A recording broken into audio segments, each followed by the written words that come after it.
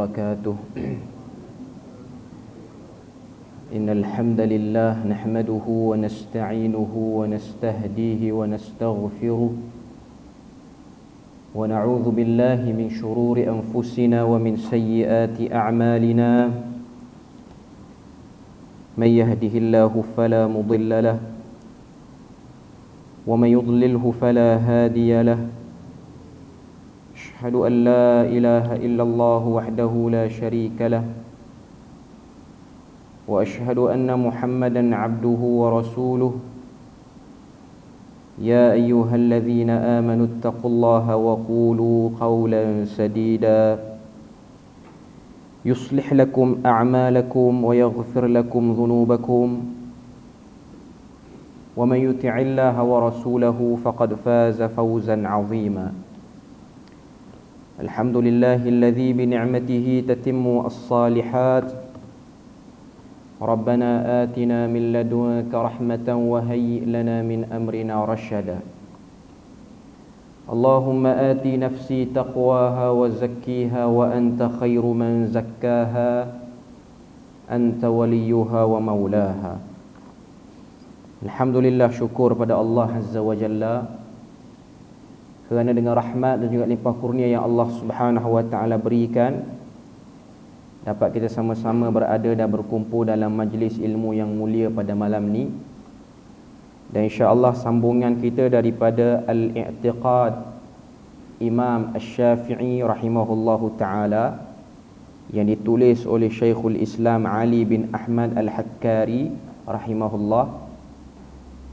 Dan malam ni insya-Allah kita akan masuk pada muka surat yang ke-23, 24, iaitu wasiat Imam Syafi'i menjelang kewafatannya. Wasiat Al-Imam Asy-Syafi'i menjelang kepada kewafatannya. Okay. Jadi kita tengok matannya pada muka surat yang ke-25, matan Arabnya, dan terjemahannya muka surat yang ke-24. Qala al-musannif rahimahullahu ta'ala, qala akhbarana az-zahid Abu Tahir Ahmad bin Asim al-Mawsili qala anba'ana Abu al-Hasan Ali bin al-Qasim al-Muqri bil-Mawsil qala katabtu min kitabi Ibn Hisham al-Baladi rahimahullah Bismillahirrahmanirrahim. Hadza ma wassa bihi Muhammad bin Idris Asy-Syafi'i. Kita tengok terjemahan di muka surat 24 tu.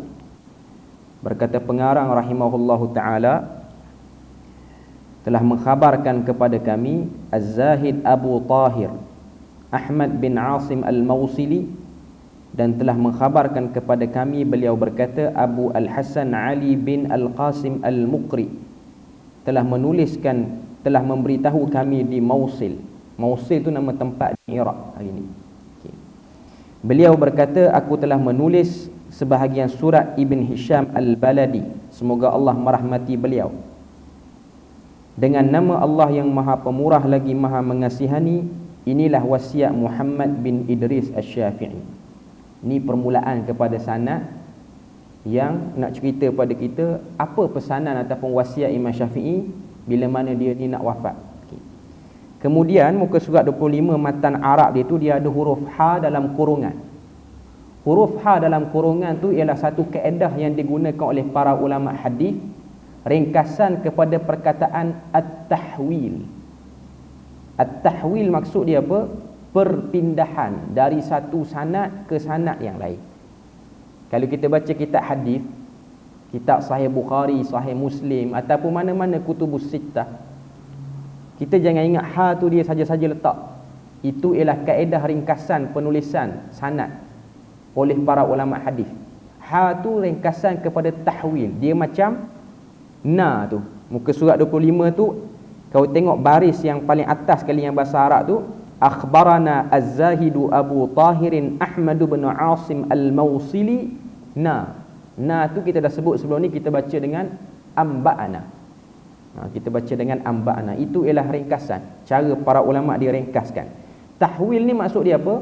Tahwil ni maksudnya riwayat bagi pesanan Imam Syafi'i ini banyak sanad. Bukan satu jalur sanad. Dia ada banyak sanad. Dia bukan hadis Nabi. Dia hanya pesanan Imam Syafi'i. Cuma nak beritahu pada kita, ramai orang yang tahu tentang riwayat apa pesanan Imam Syafi'i menjelang kewafatan dia. Maknanya bukan seorang dua yang dengar, bukan beberapa orang saja yang dengar, tapi ramai sehingga ada berbilang-bilang sanad. Jadi kita tengok perenggan yang kedua tu, apa yang dia sebut situ. Perenggan yang kedua, wa akhbarana Abu Mansur Muhammad bin Ali bin Muhammad bin Al-Hasan bin Sahal bin Khalifah bin As-Sabbah Al-Baladi. Qala haddathani jaddi Muhammad bin Al-Hasan bin Khalifah qala anba'ana Abu Ali Al-Husain bin Hisham bin Umar Al-Baladi qala. Maksud dia Abu Mansur Muhammad bin Ali bin Muhammad bin Al-Hasan bin Sahal bin Khalifah bin As-Sabbah Al-Baladi telah mengkhabarkan kepada kami, beliau berkata, datukku Muhammad bin Al-Hasan bin Khalifah telah memberitahuku, beliau berkata Abu Ali Al-Husain bin Hisham bin Umar Al-Baladi telah memberitahu kami, beliau berkata. Jadi dua perenggan ni ialah tentang sanad pesanan Imam Syafi'i ataupun wasiat Imam Syafi'i ketika menjelang kewafatannya. Jadi perenggan yang ketiga tu baru nak masuk apa pesanan Imam Syafi'i tu, apa wasiat dia. Kita baca apa yang disebut situ, muka surat 25. Hadhihi wasiyatu Muhammad ibn Idris Asy-Syafi'i radhiyallahu anhu. Inilah wasiat Muhammad bin Idris Asy-Syafi'i radhiyallahu anhu. Jadi yang duk riwayat ni iaitu Al-Husain bin Hisham bin Umar Al-Baladi ataupun Ibn Hisham Al-Baladi. Bila mana dia dengar Imam Syafi'i ni, dia sebut, dia dengar, dia nak riwayat wasiat Imam Syafi'i ni, dia sebut hadhihi wasiyah. Inilah wasiat. Wasiat ni maksudnya pesanan Muhammad bin Idris, iaitu Imam Syafi'i lah, itu nama dia, radhiyallahu anhu, semoga Allah Ta'ala meredainya. Sini saya nak sebut sikit tentang masalah at-taradi alal Imam Asy-Syafi'i, menyebut kalimah ataupun lafaz radhiyallahu anhu kepada selain sahabat. Biasa kita dengar nak kena sebut radhiyallahu anhu ni ataupun radhiyallahu anhum ni, radhiyallahu anha ke, radhiyallahu anha perempuan, radhiyallahu anhu lelaki, radhiyallahu anhum ramai. Kena sebut lagu tu untuk siapa? Untuk golongan sahabat saja. Berdasarkan dalil dalam Al-Quran surah Al-Hashr, Allah Ta'ala sebut was-sabiquna al-awwaluna minal muhajirin wal ansari alladhina ittaba'uuhum bi ihsanin radhiyallahu anhum wa radu'an. Itu pangkat yang Allah Ta'ala beri kepada para sahabat. Allah Ta'ala sebut radhiyallahu anhum wa radu'an. Mereka itu Allah Ta'ala telah redha dan mereka pun meredai Allah Subhanahu wa Ta'ala sebagai Tuhan mereka. Jadi para ulama sebut, bila mana kita nak sebut nama sahabat, kita kena sebut dengan kalimah ataupun lafaz, dipanggil lafaz at-tarabi.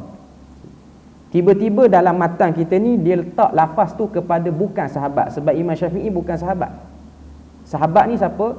Yang bertemu dengan Nabi, hidup sesama dengan Nabi, bertemu dengan Nabi, beriman dengan apa yang Nabi bawa, yakni masuk Islam dan mati di atas agama tu. Itu ta'rif bagi sahabat. Man laqiyan Nabi, siapa yang bertemu dengan Nabi. Yang tak bertemu dengan Nabi, sama ada dia tabi'in ataupun apa-apa saja gelaran lepas pada itulah, tabi'ut tabi'in ataupun lain-lain. Jadi kena faham dulu ta'rif sahabat tu. Ta'rif sahabat ni yang jumpa Nabi. Dan kalau tengok zaman Nabi hidup ni, dia ada beberapa orang yang tak jumpa Nabi. Dia jumpa sahabat, hidup sezaman dengan Nabi. Contoh siapa? Contoh Ashamah An-Najashi, Raja Habsyah. Hidup sezaman dengan Nabi Muhammad, tak ada riwayat sebut dia pernah jumpa face to face dengan Nabi, tak ada. Jadi para ulama memasukkan dia sebagai tabi'in sebab dia jumpa siapa? Dia jumpa sahabat je. Dia jumpa sahabat iaitu Ja'far bin Abi Talib. Itu wakil orang Islam ketika mana orang Islam berhijrah ke Habsyah. Dan dia ada satu lagi kelompok, dia hidup sezaman dengan Nabi, tapi dia masuk Islam lepas pada Nabi wafat. Yang ni pun tak panggil sahabat. Dia panggil, istilah ulama hadis panggil mukhadram. Ini jarang sikit kita dengar. Mukhadram ni tak pernah jumpa, pernah hidup zaman Nabi, jumpa pun Nabi, tapi waktu jumpa tak Islam. Masuk Islam bila Nabi dah meninggal. Rugilah orang lagu ni, dia rugi, dia tak dapat kelebihan sahabat tu, tak dapat. Ada beberapa orang kes macam ni ada. Okay. Jadi nak sebut lafaz tarabi ni ataupun radhiyallahu anhu, radhiyallahu anha, radhiyallahu anhum ni untuk sahabat asalnya. Tiba-tiba dalam matan kita ni diletak kepada Al-Imam Asy-Syafi'i. Para ulama bahas. Benda ni pun ada perbahasan di kalangan para ulama.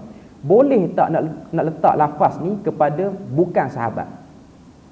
Dia ada satu kitab yang syarah matan kita ni. Nama dia Badhlul Masa'i. Badhlul Masa'i ni kitab syarah kepada matan kita ni, matan i'tiqad Imam Syafi'i. Siapa yang tulis? Abdul Aziz bin Abdullah Ar-Rajihi, hidup lagi. Kita pernah dengar nama Ar-Rajihi Bank, Ar-Rajihi Bank. Malaysia banyak cawangan Ar-Rajihi Bank. Dia tah. Dia tu selain daripada tokek bank besar kaya, dia pun alim, orang ulama juga. Dia tulis kitab. Antara kitab yang dia tulis syarah kepada matan kita ni. Abdul Aziz Ar-Rajihi, orang kaya yang tawaduk. Sistem perbankan yang bersih riba. Yang dia, kalau kita bacalah kisah Ar-Rajihi ni, dia nak yakinkan bank dunia di Eropah, orang-orang Eropah, tanpa riba pun kita boleh maju. Banyaklah dia punya laluan nak buka bank Ar-Rajihi tu. Okay. Cuma nak sebutnya dia seorang alim, dia bukan hanya seorang manager bank yang kaya, dan dia pun orang yang tawaduk, wakaf harta banyak. Kalau kita tengok gambar dia, boleh tengok dalam Google apa tengok. Orang yang sangat tawaduk. Tak macam orang kaya lah. Okay. Dan dia banyak tulis kitab. Antara kitab yang tulis syarah kepada ni. Selain daripada sibuk dengan perbankan ni, dia pun tulis juga buku. Okay. Jadi dia bahas bab ni. Saya baca sikit syarah dia. Dia kata, la ba'sa an yutardiya an ghairi sahabah. Tidak menjadi masalah untuk kita sebut lafaz radhiyallahu anhu ataupun lafaz radhiyallahu ni kepada selain sahabat Nabi. Tak ada masalah. Fi ba'dil ahyan, tapi sebut tu jarang-jarang, bukan selalu-selalu sangat. Sebab yang betulnya ialah lafaz tu milik sahabat, bukan milik kumpulan lain. Okay. Lakin yang bagi an yakuna al-aktharu taradiyya 'anis sahabah. Sepatutnya kita kena sebut lafaz taradi ni radhiyallahu anhu ni kepada sahabat. Wat tarahhum 'ala man ba'dahum. Dan lafaz tarahhum iaitu lafaz rahimahullah kepada orang yang selepas generasi sahabat. Sepatutnya Imam Syafi'i ni dia punya sebutan betul dia ialah rahimahullah. Tu yang paling betul. Saya nak tambah sikit lagi. Dia tak sebut dalam buku kita ni, tapi saya nak tambah. Kita tahu Quran sebut sahabat ni kena sebut dengan radhiyallahu anhum semua, ataupun radhiyallahu anha ataupun radhiyallahu anhu. Kalau kita tengok kebiasaan kita lah, orang Melayu kita ni, dia ada satu orang sahabat kita tak panggil, bukan tak panggil, kita tak guna sangat radhiyallahu, kita guna karramallahu wajhah, iaitu Ali bin Abi Talib. Ali ni dia ada special case sikit. Okay. Kenapa disebut Ali itu dengan gelaran karramallahu wajhah, tak panggil dengan radhiyallahu, tapi yang tepat kena panggil radhiyallahu sebenarnya. Okay. Banyak pendapat di kalangan para ulama. Pertama, perkataan karramallahu wajhah tu maksudnya semoga Allah Ta'ala memuliakan wajahnya. Radhiyallahu anhu tu maksudnya semoga Allah Ta'ala meredai mereka ataupun meredainya. Okay. Tapi kalimah ataupun lafaz karramallahu wajhah yang dikhususkan kepada Ali ni, dia ada banyak pendapat. Okay.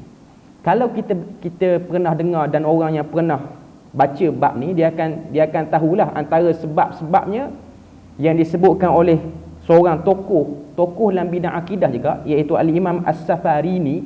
Dia ada tulis satu buku Aqidatus Safariniyah yang berkait dengan akidah juga. Okay. Dia kata sebab Ali bin Abi Talib ni digelarkan dengan karramallahu wajhah li'annahu ma sajada ila sanamin qat, kerana dia tak pernah sujud ataupun sembah berhala, tak pernah. Tidak ada riwayat sebut Ali bin Abi Talib tidak pernah sembah berhala. Dia daripada kecil lagi dah masuk Islam. Okay.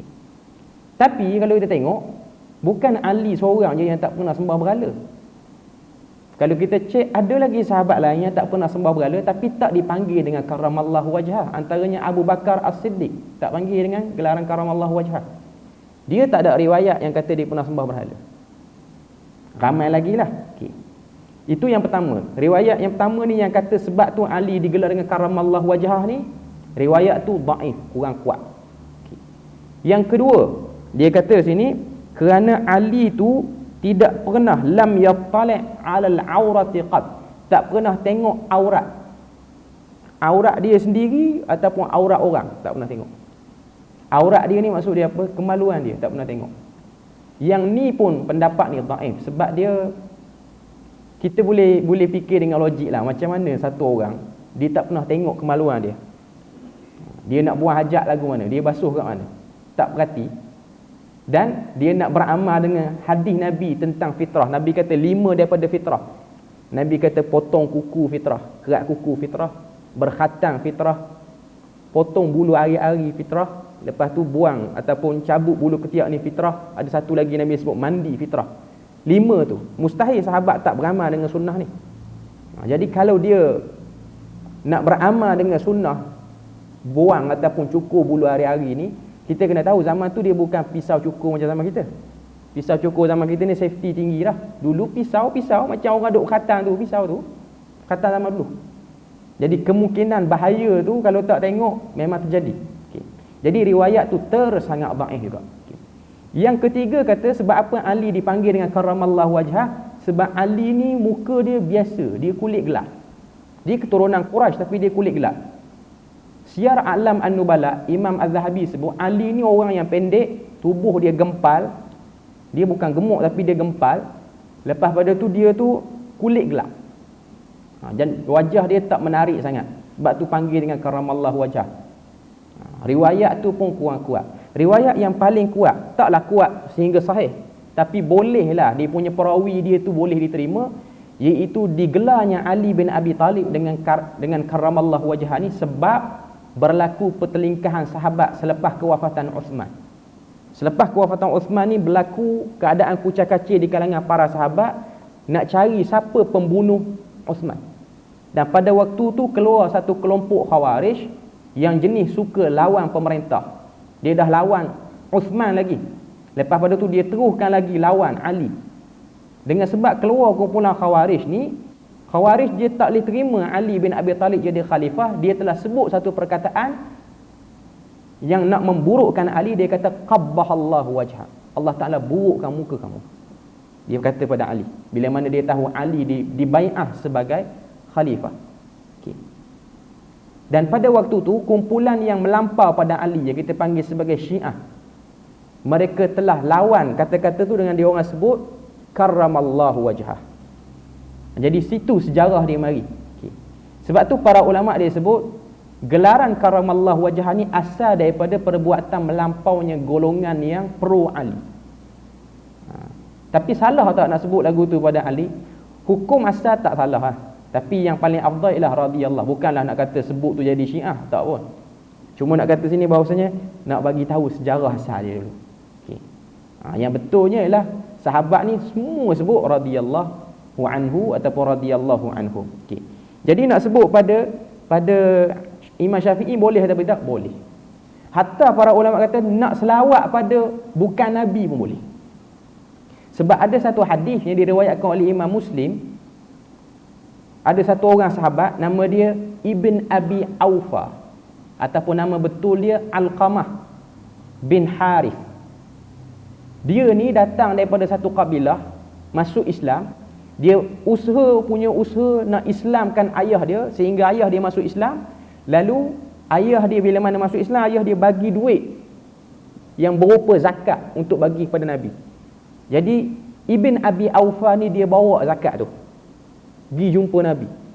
Dia kata, ya Rasulullah, ini zakat pada keluarga aku yang baru masuk Islam. Sebab Ibn Abi Aufa ni, kabilah Aufa ni kaya. Nabi pun kata, Allahumma salli ala Abi Aufa. Nabi sebut lagu tu, ya Allah, selawatlah ke atas Abi Aufa. Sebab tu para ulama sebut, boleh tak kita nak berselawat pada orang? Dia bukan Nabi pun, kawan kita. Dia infak banyak masjid apa semua. Kita pun kata Allahumma salli ala, contoh nama dia Mahmud, okay, Mahmud. Salah tak? Hukum asal selawat ni hanya pada Nabi je. Okay. Jadi boleh, tapi syarat dia ba'dul ahyan. Jarang-jarang. Bukan tiap-tiap hari sampai macam selawat macam Nabi pula. Jadi nak beritahu ini sekadar info tambahan. Ini baru bahas, tak masuk isi lagi, baru bahas yang ni. Okey. Ni kita masuk. Awsa annahu yashhadu an la ilaha illallah wahdahu la syarikalah. Okey. Maksud dia, beliau telah meninggalkan wasiat yang mana beliau menyebutkan yashhadu an la ilaha illallah. Yakni Imam Syafi'i ini dia bersaksi tiada Tuhan yang berhak disembah melainkan Allah Azza wa Jalla. Wahdahu, satu-satunya, la syarikalah, dan tidak boleh disyirikkan Allah Ta'ala tu. Okay.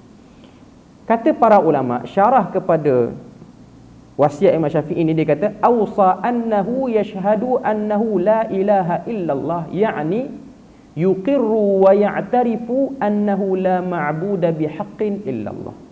Imam Syafi'i sekarang ni dia sedang nak beritahu pada kita yang duk dengar wasiat dia ni, dia yuqirru, menetapkan, wa ya'tarif, dan mengiktiraf, annahu, sesungguhnya, la ma'bud, tidak ada Tuhan yang berhak disembah. La ilah tu, ilah tu maksudnya la ma'bud. La ilaha dengan makna la ma'bud, tidak ada Tuhan yang boleh kita sembah bihaqqin, dengan cara yang benar ataupun sebenar-benarnya, illallahu wahdahu, kecuali Allah Ta'ala saja satu-satunya esa. Litakid, untuk menguatkan lagi, Imam Syafi'i pun tambah la syarikalah, tak boleh syirik. Bukan setakat kita ni kena sembah, kita pun tak boleh syirik pada dia. Sebab nak beritahu pada kita apa dia, ada orang dia sembah Allah Ta'ala, dalam masa yang sama dia syirikkan Allah Ta'ala. Ada orang dia kufur, tak terima Allah Ta'ala, dia sembah benda lain terus. Okay. Dia ada satu kumpulan lagi, dia sembah juga Tuhan, dalam masa yang sama dia sembah juga benda lain. Macam musyrikin Mekah. Musyrikin Mekah, kalau kita tengok ayat Quran sebut, Allah Ta'ala suruh Nabi tanya orang-orang Arab Mekah yang duk sembah Al-Lata, Al-Uzza, Al-Manah ni. Allah Ta'ala kata, wala in sa'altahum, sekiranya kamu Muhammad tanya kepada mereka yang duk sembah berhala ni, Hubal apa semua ni, man khalaqas samawati wal ard, siapakah yang menjadikan langit dan bumi? Fasayaquluna Allah, mereka semua akan jawab Allah yang jadikan langit dan bumi. Tapi kenapa ambil berhala sebagai sembahan? Berhala ni wakil kepada kita untuk sampaikan doa kita pada Allah, yang disebut sebagai zulfa dalam Quran sebut, wa ma yataqarrabu ila Allahi zulfa, kami tidaklah mendekatkan diri pada Allah melainkan dengan kami ambil satu patung berhala ni nak bagi mudah doa kita. Sebab dia ada satu syubhat. Syubhat ni maksud dia apa? Kesamaran yang berlaku dalam akidah masyarakat Arab jahiliah pada waktu tu, yang asalnya mereka ni tak tercemar. Ajaran Nabi Ibrahim ni dah elok dah, tapi dia ada satu orang yang bawa ajaran tu, Amru bin Luhai nama dia. Dia bawa ajaran sembah berhala ni. Dia ada satu kefahaman, iaitu kita manusia ni penuh dengan dosa, kita tak boleh berdoa direct dengan Tuhan. Kita kena ada satu wakil yang rapat dengan Tuhan, yang Tuhan minat dia, yang mana mestilah Tuhan tak letak dosa dan pahala pada dia, iaitu batu, kayu ni Tuhan tak letak dosa pahala. Jadi kena bercakap dengan dia dulu supaya dia bercakap dengan Tuhan, bawa doa kita. Jadi mereka ni iktiraf Tuhan tu Allah Ta'ala, tapi dalam masa yang sama syirik, sebab dia tak mengadu masalah dia pada Tuhan direct, dia lantik benda lain. Sebab tu Imam Syafi'i dia sebut la syarikalah, tak boleh syirik. Okay. Kemudian kata Imam Syafi'i, wa anna Muhammadan abduhu wa rasuluh, dan aku bersaksi Muhammad itu Abdullah, iaitu rasulnya, abduhu wa rasuluhu. Abdu tu maksudnya hamba, rasul tu maksudnya utusan.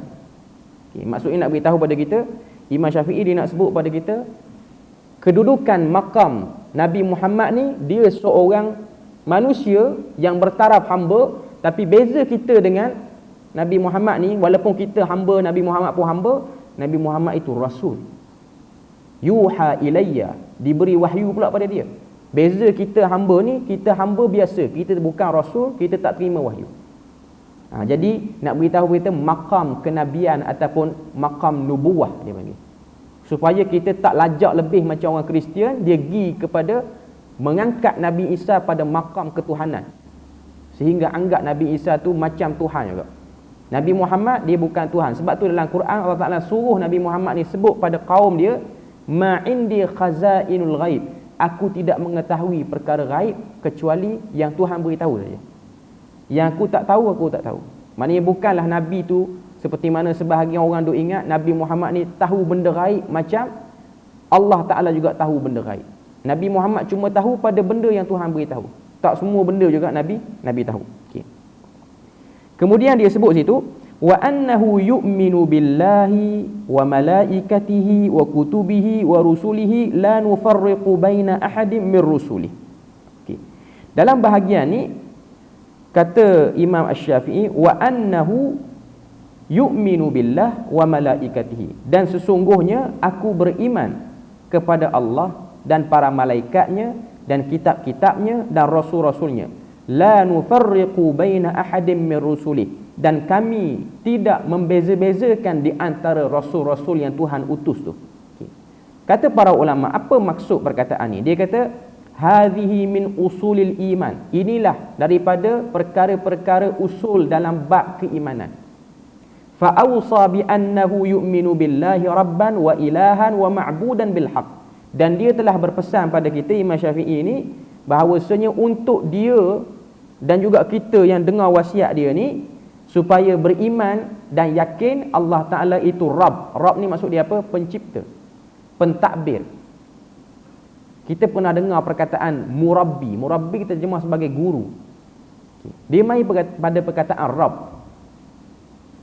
Rabb ni maksud dia satu benda ataupun satu pihak yang mengarahkan kita untuk buat sesuatu.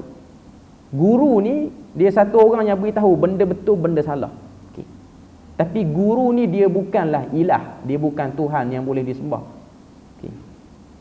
Tapi Allah Ta'ala itu dialah Rabb, dia juga ilah. Ilah ni maksudnya Tuhan yang disembah. Dia juga ma'bud, tempat kita mengadu masalah. Ai huwa yu'minu bi asma'illahi wa sifatihi. Maksud sini kata sebahagian para ulama, dia sebut sini bila mana Imam Syafi'i sebut yu'minu billah, maksudnya Imam Syafi'i nak beritahu dia beriman pada Allah. Allah itu Tuhan, Allah itu ilah, Allah itulah tempat sembah kita. Dan dia juga beriman bahawasanya Allah itu pemilik nama-nama dan sifat-sifat yang telah disebutkan di dalam Alkitab dan juga As-Sunnah. Macam mana Tuhan namakan diri dia, macam mana Tuhan cerita tentang zat dia, lagu itulah Imam Syafi'i iktiraf dan tetapkan. Tidak dia tambah, tidak dia kurang. Kita tengok apa yang disebutkan oleh Syekh Abdul Aziz Ar-Rajhi yang syarahkan matan ni. Dia kata li'anna asma'ihi wa sifatihi dakhilatun fi musamma ismihi subhanahu laysat munfasilatun anhu. Kerana namanya dan sifat Tuhan itu dia duduk sekali dalam bab yang disebut sebagai diri Tuhan. Nak sebut pada kita bahawasanya nama Tuhan, sifat Tuhan itu pun ialah bahagian daripada Tuhan. Kita baca Quran, Bismillahirrahmanirrahim. Ar-Rahman, Ar-Rahim itu sifat dia. Kemudian dia sebut tentang zat dia.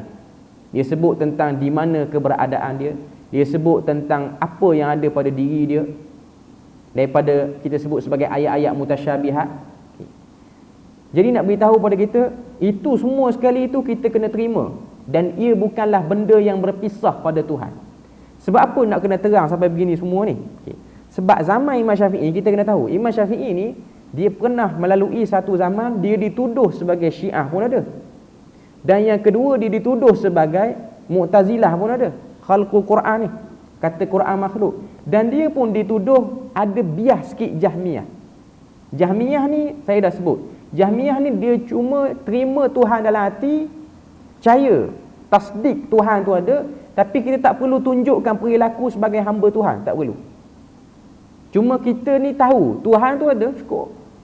Kita nak ikut tak nak ikut, itu bergantung pada diri kita. Dan Tuhan tu pun sendiri dia tidak masuk dalam alam ni, dia tak berhubung dengan alam ni, melainkan dia buat siap-siap pada kita alam, kita yang aturkan. Itu fahaman Jahmiyah. Ini dia panggil bid'ah dalam ideologi, bukan bid'ah perbuatan. Tak tahulah lagu mana syaitan ni dia boleh bagi idea kepada Jaham bin Safwan. Jaham bin Safwan yang mengasaskan Jahmiyah ni. Sebab tu nama kumpulan tu Jahmiyah. Nama asal pengasas dia Jaham bin Safwan. Dia boleh fikir lagu tu. Kata para ulama, sebab apa jadi lagu tu? Dia yang ta'assar bil falasifah. Dia terpengaruh dengan falsafah daripada Greek tua dulu. fikir bab Tuhan ni sampai melalut sangat. Sebab tu dia ada bab kita kena sedar, kita tak boleh fikir bab Tuhan ni melebih sangat. Sebab dia benda yang tak berkesudahan. Sebab tu Nabi ada sebut dalam satu hadis. Saya tak pasti hadis yang sahih ataupun tidak. Bila mana ada bisikan masuk dalam kepala kita, daripada mana asal kita? Daripada Tuhan. Dan daripada mana asal Tuhan? Nabi kata jangan dilayan benda tu.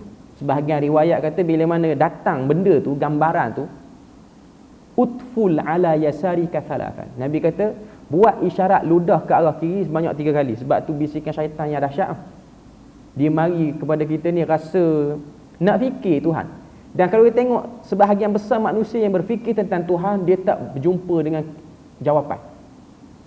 Sebab kita kena tahu Tuhan ni dia tak suruh kita bebankan akal kita untuk fikir dia. Tapi dia bagi kita akal untuk kita fikir macam mana nak mengabdi pada dia. Cuma macam itulah syaitan ni dia suka guna mana-mana jalan untuk bagi kita ni rasa ragu ataupun kita ni lengah nak beramal. Sibuk duk fikir Tuhan lama sangat sampai tak sempat beramal. Cerita pertembungan ilmu falsafah dengan ilmu tauhid Islam ni dah lama dah. Sebab tu kalau kita tengok keluar para ulama yang keluarkan macam-macam kaedah untuk bertaamul ataupun berinteraksi dengan ilmu akidah ni. Alhamdulillah kita zaman kita ni dia tak ada dah kepeningan macam zaman Imam Syafi'i dulu. Zaman kita ni kalau orang sebut Quran ni makhluk ke tak makhluk, kita boleh fikir Quran bukan makhluk sebab Quran tu kalamullah. Kita boleh fikir sebab syubuhat, kesamaran tu dah selesai dah. Tak ada dah zaman kita ni. Zaman kita ni syubuhat benda lain pula. Sama benda lain pula. Masalah nak balas benda lain pula. Okay. Zaman tu hampir semua ulama tidak selamat dengan isu tu. Bukan Imam Syafi'i je yang kena isu khalqul Quran ni. Siapa lagi yang kena? Imam Bukhari yang kena. Kalau kita baca kisah Imam Bukhari yang wafat tahun 259 Hijrah. Dia wafat pada 1 Syawal, hari raya pertama dia meninggal. Okay. Imam Syafi'i ni orang yang sangat lembut dan santun. Bila mana dia kena fitnah isu khalqul Quran ni, dia sendiri dikecam oleh gurunya. Sebab tu kalau tengok Muhammad ibn Abdul Rahman ni antara perawi kepada Imam Syafi'i, Imam Bukhari. Imam Bukhari anggap dia ni sebagai guru dia lah. Tapi guru dia lah yang telah cop Imam Bukhari ni sebagai Mu'tazilah sebab jawab satu soalan dia. Kalau kita baca siar Imam Bukhari ni, bila mana dia balik daripada Madinah, siap dah tulis kitab Sahih Bukhari ni, nak balik ke Bukhara, balik kampung.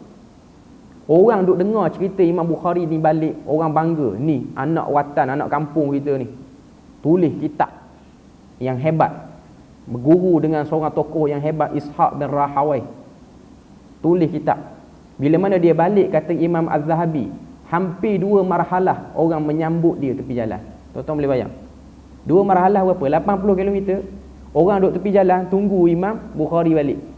Hampir 2 marhalah. Hari ni pemimpin mana yang orang boleh sambut sampai 80 km? Kalau 5 km, 10 km tu pun dah agak jauh dah tu. Sambutan tu maknanya orang gantung gambar dia, orang duduk tepi jalan pegang nak bersalam dengan dia. Ini 80 km. Kata Imam Az-Zahabi, tidak ada pemimpin ataupun mana khalifah yang disambut sehebat itu zaman tu. Bila mana dia balik, dia mengajar. Sebahagian riwayat kata orang datang kuliah dia sampai orang naik atas atap masjid, bumbung masjid, sebab tahu ni orang muda hebat. Sehingga ada satu orang masuk dalam majlis dia, tanya satu soalan, dan dikatakan orang tu ialah pihak yang dihantar oleh kerajaan nak tahu ulama ni kumpulan mana. Tanya soalan pada Imam Bukhari, Quran ni makhluk ataupun tidak. Imam Bukhari dah tahu dah soalan ni tricky punya soalan. Dia telah jawab dengan jawapan dia tu okey. Zaman kita boleh faham. Kata Imam Bukhari, Al-Quranu sautuka bil Qurani makhluk. Suara kita baca Quran ni, suara kita tu makhluk. Fa ammal Quran kalamullah. Adapun Quran tu kalamullah. Suara kita ni keluar suara alhamdulillahirabbil alamin, makhluk tu. Sebab dia bunyi. Bunyi ni makhluk. Okey. Tapi kalimah itu ialah kalamullah. Okay.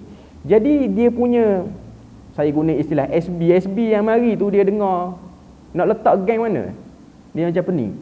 Jawapan tu macam nak ikut Mu'tazilah pun ada, macam takbuh Mu'tazilah pun ada. Last sekali dia buat laporan, Imam Bukhari okey, tak ada masalah, bukan geng lawan kerajaan pada waktu tu. Okey. Cuma cerita dia jawab lagu tu dah tersebar pada guru-guru dia yang hebat. Sebab zaman tu Imam Ahmad punya stand. Imam Ahmad ni lagi awal pada Imam Bukhari. Mana-mana ahli hadis yang cakap dan jawab, dia ahli bid'ah hebat. Yang jawab lagu tu. Jangan jawab. Pendirian ahli hadis jangan jawab isu ni. Ataupun buat ketetapan. Kata bahawasanya Quran itu bukan makhluk. Jangan jawab lagu tu. Jadi guru dia yang hebat ni, guru dia yang Imam Bukhari sanjung, guru dia kata, siapa yang belajar dengan Bukhari jangan main belajar dengan aku. Pada waktu tu anak murid Bukhari yang terkenal iaitu Imam Muslim, dia pergi belajar dengan kawan tu, dia pergi belajar dengan Imam Bukhari. Cuma Imam Muslim ni dia pro Bukhari. Dia bawa semua kitab dia yang dia riwayat dengan guru yang condemn Imam Bukhari tu. Dia kata, ini semua ilmu yang aku ambil dengan kamu, aku tak nak satu, aku nak belajar dengan Bukhari je. Saya nak beritahu pada semua jemaah ni, syubuhat yang menyebabkan matan-matan akidah ni ditulis. Sebab nak beritahu kecenderungan. Sebab kau tengok Imam Syafi'i, bukan matan ni saja yang dia tulis nak cerita tentang akidah dia. Anak murid dia dah wafat dah, Imam Syafi'i dah wafat. Anak murid dia terpaksa tulis sekali lagi nak beritahu Imam Syafi'i bukan Jahmiyah, bukan Mu'tazilah, bukan juga Syiah. Cuma kita baca ni kita akan nampak, oh lagu ni je ke yang dia nak cerita. Cuma zaman tu pening, zaman kita alhamdulillah Tuhan dah akad kesamaran tu. Jadi kita boleh faham, nak beritahu Allah Ta'ala, kita pun tahu Allah Ta'ala ni dia ada sifat dia, dia ada nama dia. Saya nak beritahu zaman tu zaman yang dahsyat.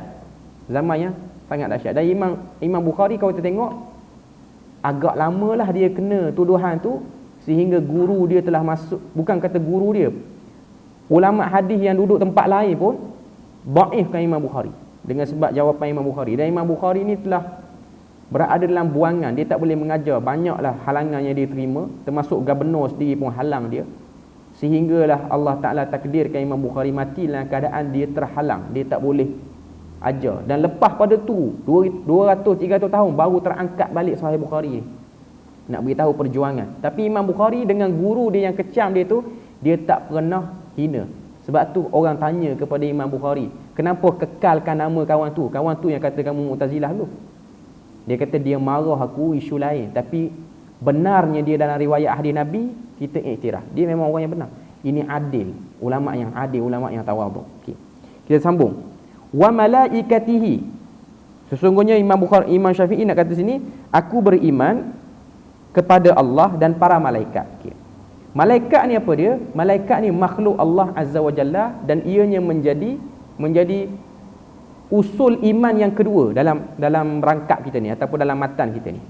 Yang pertama tadi beriman Allah, yang kedua wa malaikatihi. Malaikat ni kita kena beriman macam mana?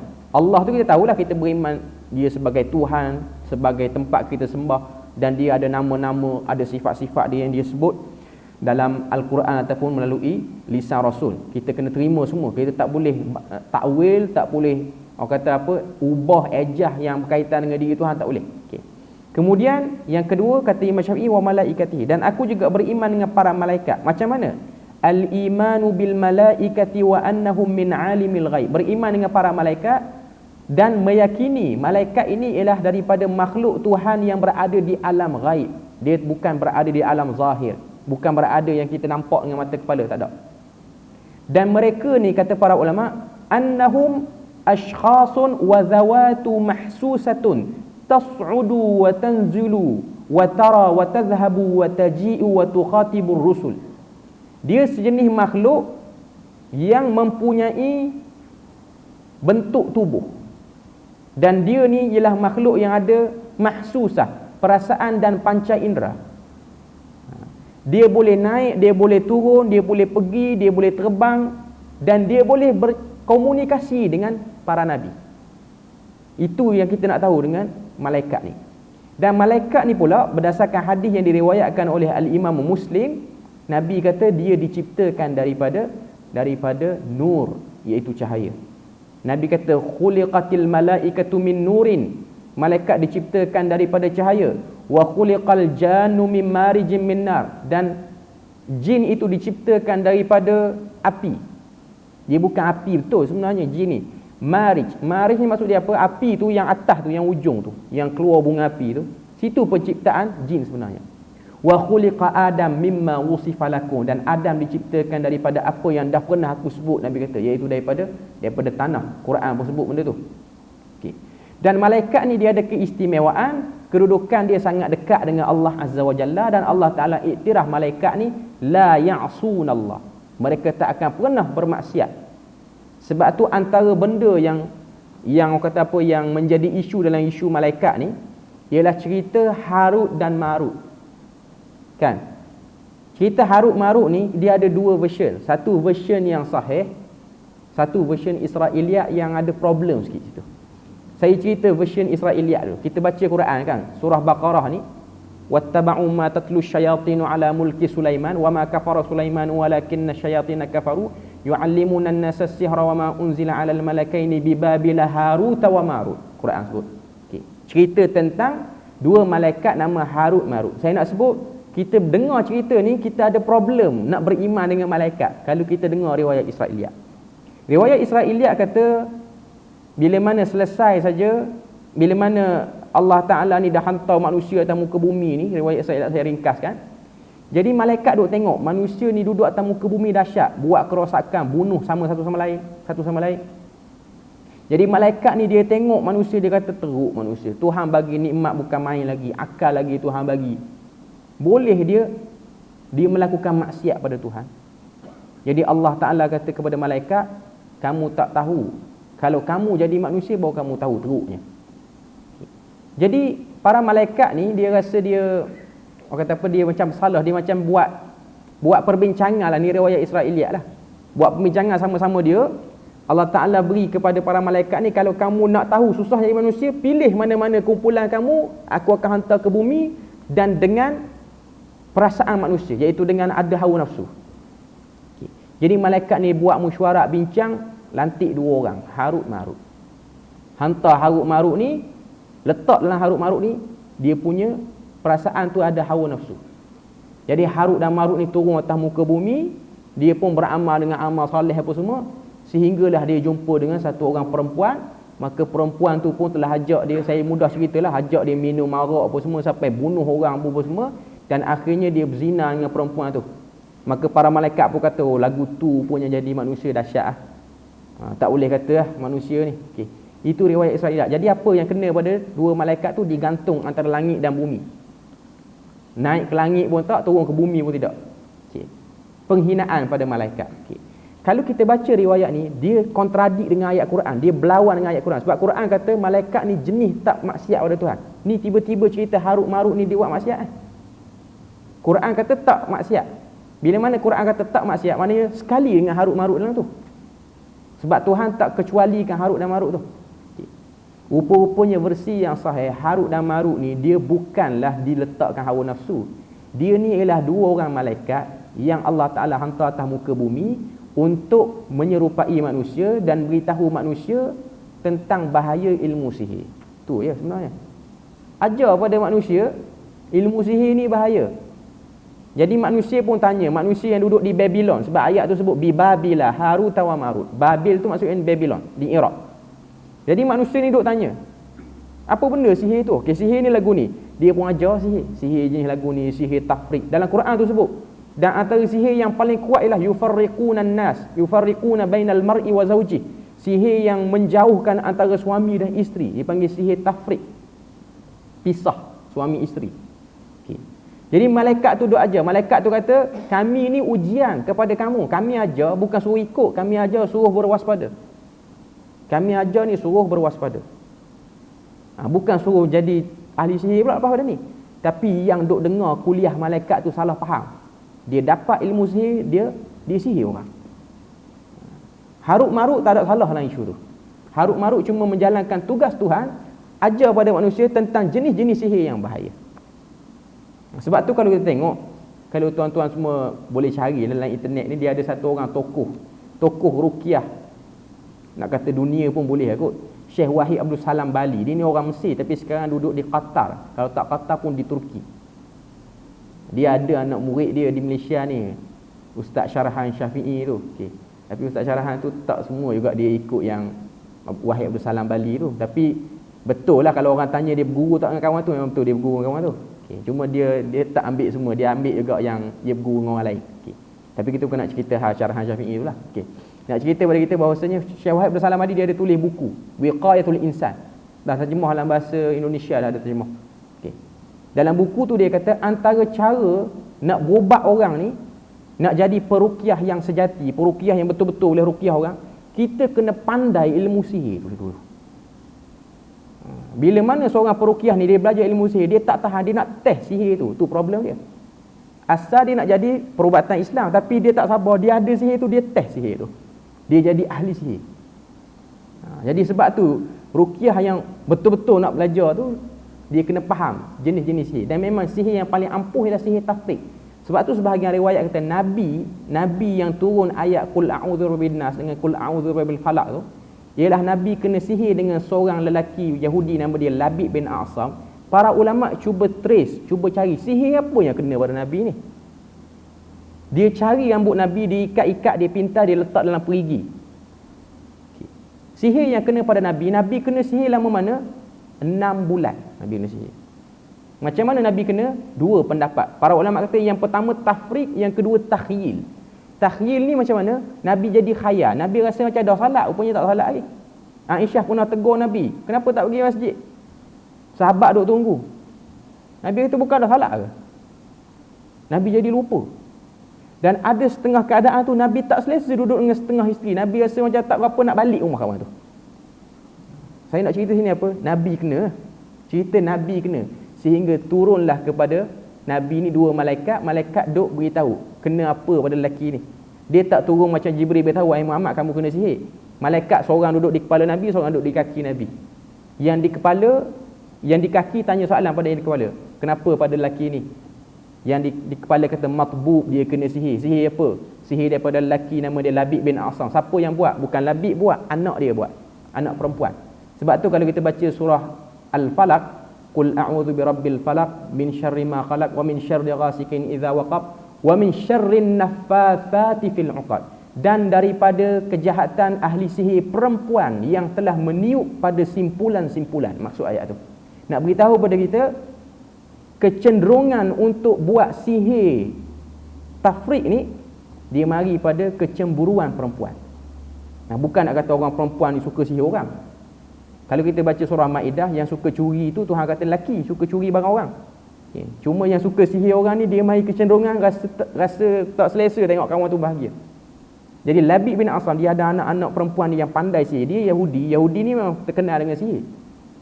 Dia pun carilah barang-barang Nabi, jumpa, dia ambil dekat sikat Nabi, rambut Nabi, dia pintal sebanyak 11 ikatan. Sebab tu kalau kita campur Al-Falaq dengan An-Nas, dia 11 ayat. Nabi beritahu pada Ammar bin Yasir, pergi ke perigi tu, ambil simpulan dalam perigi tu, cabut. Satu cabut, baca Qul a'udzu birabbil falaq sampai minal jinnati wan nas, 11 ikatan. Kata Ammar bin Yasir dengan Zubair bin Al-Awwam yang pergi ke perigi tu, dia kata kami buka perigi tu, air perigi tu warna merah macam inai. Sehinggalah kami angkat air perigi tu berubah jernih serta-merta kerana kuatnya sihir yang kena pada Nabi. Cuma nak beritahu Harut Marut tu cerita dia mari ajar sihir. Dia bukan malaikat yang langgar perintah Tuhan. Jadi nak beritahu pada kita, Imam Syafi'i dia kata malaikat sini ialah malaikat yang tak pernah maksiat pada Allah Azza wa Jalla. Okay. Dan malaikat ni dia ada banyak tugas. Antara sebahagiannya yang diwakilkan untuk bawa hujan dan juga beri kesuburan pada tanam-tanaman, beri rezeki ni. Wa minhum muwakkalun bil wahyi, dan ada sebahagian malaikat ni yang yang diwakilkan untuk sampaikan wahyu. Wa minhum muwakkalun bi hifdzi bani Adam, ada sebahagiannya yang jaga anak Adam daripada sebarang kecelakaan. Okey. Dan malaikat ni banyak tugasan dia lah, dan bilangan malaikat ni cukup banyak. Sebahagian para ulama sebut bilangan malaikat ni dia terlalu banyak, sebab atas satu orang manusia ni pun ada 2 malaikat dah yang jaga. Quran sebut ma yalfidhu min qaulin ladaihi raqibun atid. Tidak ada satu kalimah yang anak Adam tu dia sebut melainkan di kiri dan kanannya ada raqib dan atid. Manusia hari ni ada berapa bilion? Ada 7 bilion lebih kurang lah kot statistik. Atas satu orang manusia tu ada 2 malaikat, double 14 bilion. Itu yang duk jaga, bukan yang duk jaga bukit gunung belum masuk okay. Terlalu banyak. Okay. Maknanya bilangan malaikat ni terlalu banyak. Yang ada sebahagian kata yang paling ramai ialah malaikat, yang kedua jin, barulah manusia. Dari segi turutan dia tu. Wallahu a'lam, itu tidak disebut dalam Quran. Cuma nak beritahu malaikat ni banyak ah. Dalam hadis Nabi kata, "Ma min mawdi'in bi arba'ati asabi'." Tidak ada satu tempat, hadis riwayat Imam Muslim. Nabi kata, tidak ada satu tempat yang boleh direnggangkan dengan 4 jari illa wa ma'ahu au illa mawdi'un malak. Melainkan ada malaikat situ. Maknanya atas muka bumi ni kita letak 4 jari. Alik ni malaikat, dan semua sudut ni duk ada. Macam majlis ilmu kita ni lagi ramai lah duk ada. Sebab memang nak biduk sebut pasal benda tu. Okay. Jadi penuh kita ni dengan malaikat.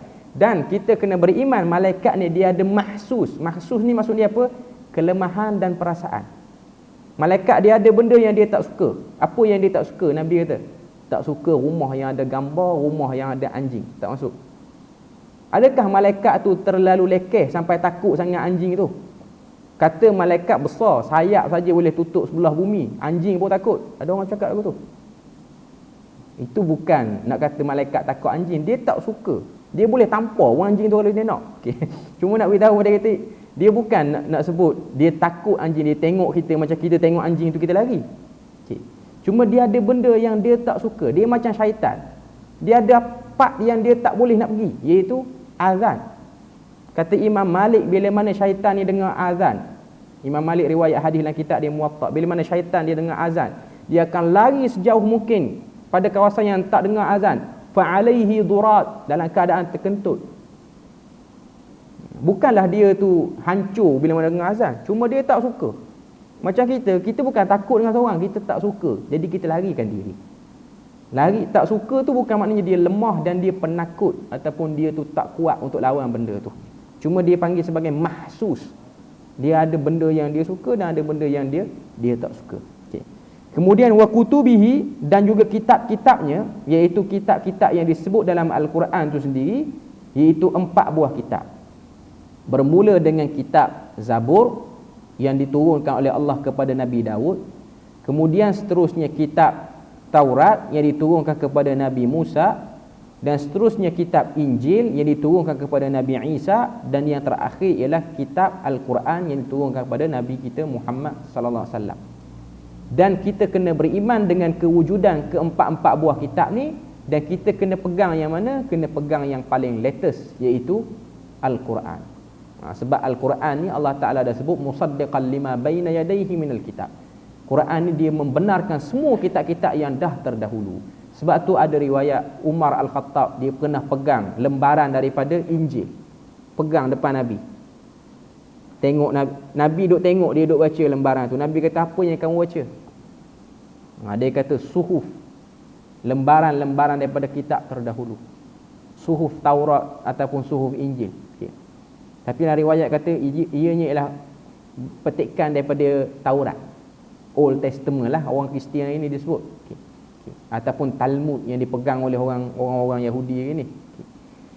Jadi Nabi SAW dia kata, wahai Umar, in kana Musa hayyan, sekiranya Nabi Musa ni dia hidup, ajaran dia ataupun kitab Taurat dia tak valid, dia kena ikut Quran.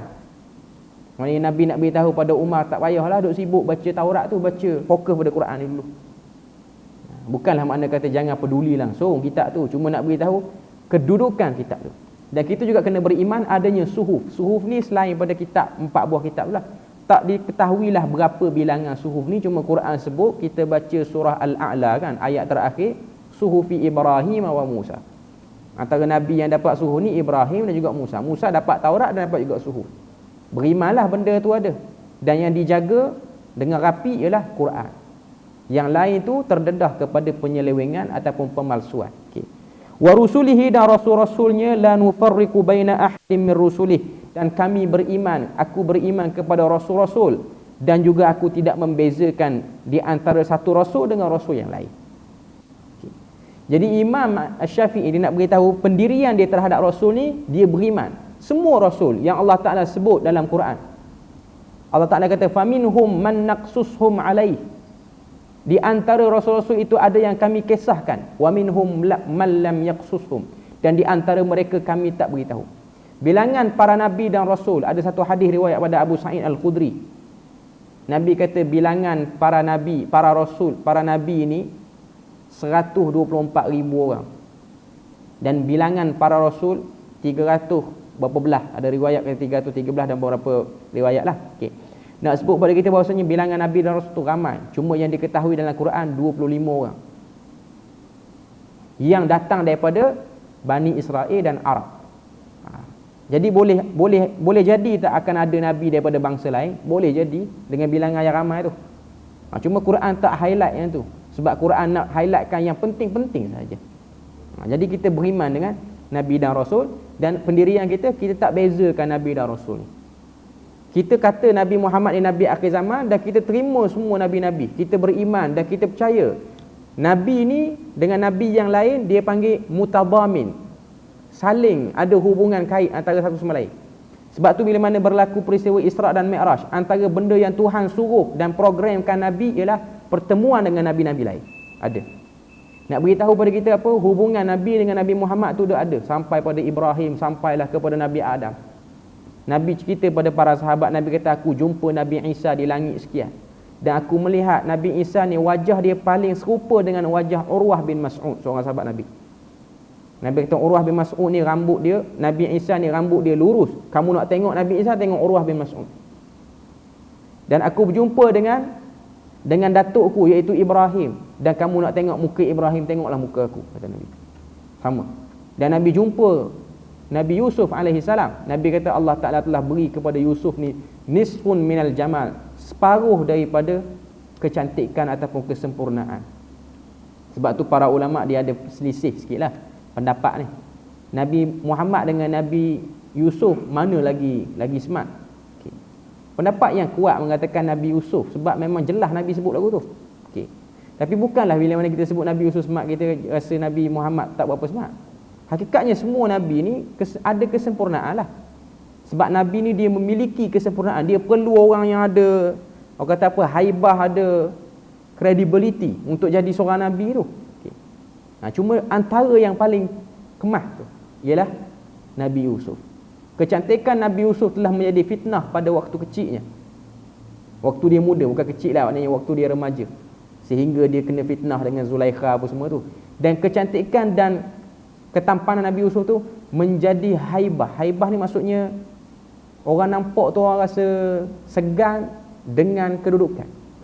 Sebab tu bila mana dia jadi Khazainul Misr, pemegang perbendaharaan Mesir, waktu tu Nabi Yusuf handsome, tapi orang tengok Nabi Yusuf bukan orang terpikat dengan handsome dia, orang terpikat dengan haibah dia sebagai seorang pemimpin pada waktu tu. Sebab dia dah berusia. Okay. Jadi kita tidak beza-bezakan antara Nabi dan Rasul. Kita kata semua Nabi-Nabi ni ada hubung kait, dan kita tidak lebihkan Nabi Muhammad sampai maqam Tuhan. Kita kata Nabi Muhammad ni khatamun nabiyyin, penutup kepada sekalian para Nabi. Tidak ada lagi Nabi selepas daripada tu. Kita bukan macam Yahudi, lebihkan Nabi-Nabi lain, tak mau terima Nabi Muhammad. Kita bukan pun macam Kristian yang lebihkan Nabi Isa, bezakan Nabi lain. Ataupun agama Sabianism. Quran sebut wassabiin. Sabianism ni ada sebahagian para ulama kata agama tu masih wujud di Iraq hari ni, tapi tak panggil Sabian, dia panggil Mandainism. Dia percaya Nabi Yahya, dia kafirkan Nabi Isa. Dia bukan tak terima Nabi Isa, dia kafirkan Nabi Isa lagi. Dia benda tu wujud di Iraq hari ni, duk ada lagi lah pengikut dia pakai putih semua.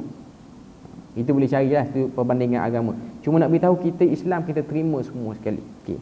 Jadi alhamdulillah selesai kita untuk bahagian tu. Kita akan sambung minggu depan pada wa anna salati wa nusuki wa mahyaya wa mamati lillahi rabbil alamin. Bahagian tu naktafi bihadzal qadar wa sallallahu ala nabiyyina Muhammad wa ala alihi wa sahbihi wa sallam. Subhanakallahumma wa bihamdik asyhadu an la ilaha illa anta wa astaghfiruka wa atubu ilaik. Wassalamu alaikum warahmatullahi wabarakatuh.